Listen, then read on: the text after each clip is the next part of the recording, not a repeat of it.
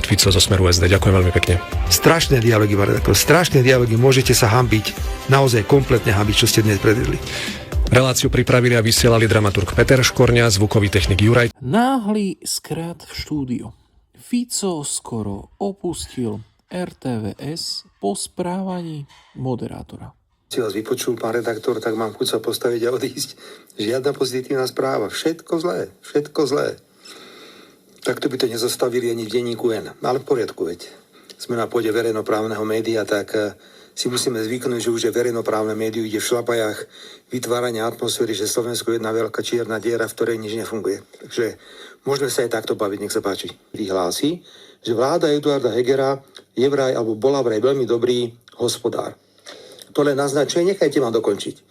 Nenadýchujte sa, pretože vidím, že ich idete chrániť. Takže ja to chcem dokončiť, aby bolo úplne zrejmé, o čom sa bavíme.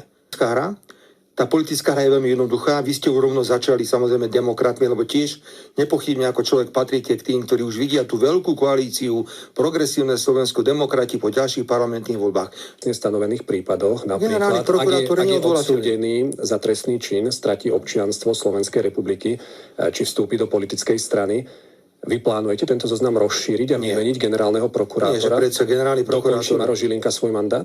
Generálny prokurátor má tak nastavenú právnu úpravu, pretože bola nastavovaná, viete vkedy, keď za špeciálneho prokurátora bol zvolený pán Lipšic, napriek tomu, že podvodne získal bezpečnostnú previerku a že zabil chodca na priechode pre chodcov. To sa na svete jednoducho nemôže stať. Vlastné zloženie parlamentu, alebo to ponecháte tomu nadchádzajúcemu? Ale takto, ak má mandát do roku 27, do decembra 27, no neviem ten mesiac presne, asi je do decembra 27, tak sa bude postupovať presne podľa zákona. Neviem, či sú tam nejaké lehoty na vypísanie, viete, tam sa musia prihlásiť nejaké kandidáti.